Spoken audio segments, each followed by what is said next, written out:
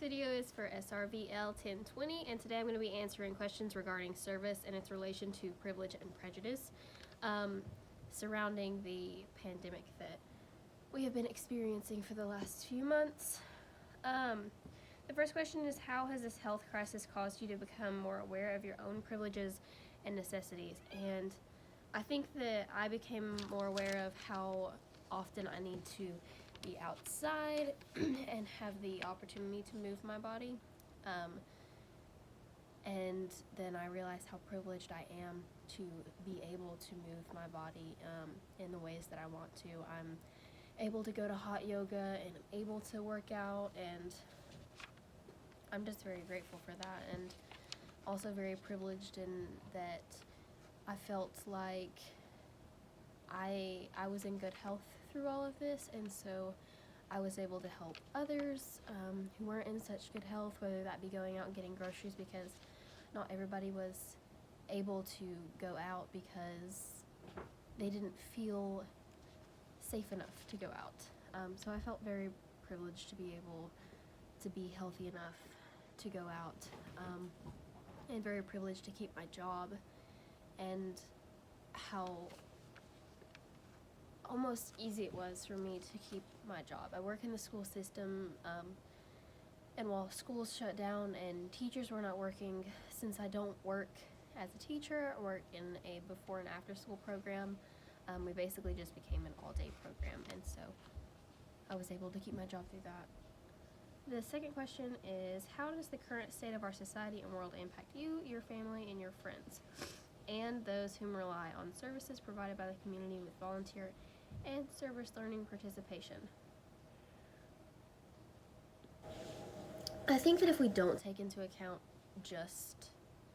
the health pandemic that's been happening, I've been very uneasy just regarding all of the situations going on, regarding race and the presidential election, and it just feels like everybody's turning on each other, and I'm very bad with confrontation, and I really hate that I feel like we are one of the most prosperous first world developed countries, and everybody just seems to be at everybody's throat, and it's almost like there's nothing that us degreeless college younger kids can do, really. I just feel very powerless, I think, and I think that that's how my friends feel right now. I know that's not how my family members feel, but I feel like since I'm 20 and I'm still learning about life and I'm still trying to grow and learn about myself, like, I just feel very powerless to all of the situations happening around me. Yeah, and then just the mental health aspect, I think that everybody's been struggling with, because I really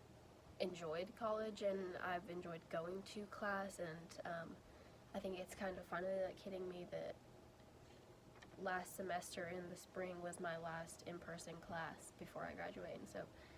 I won't have the opportunity to walk around campus like I used to, and that was kind of freeing for me in between classes, and just when I needed that. I have a guest appearance here.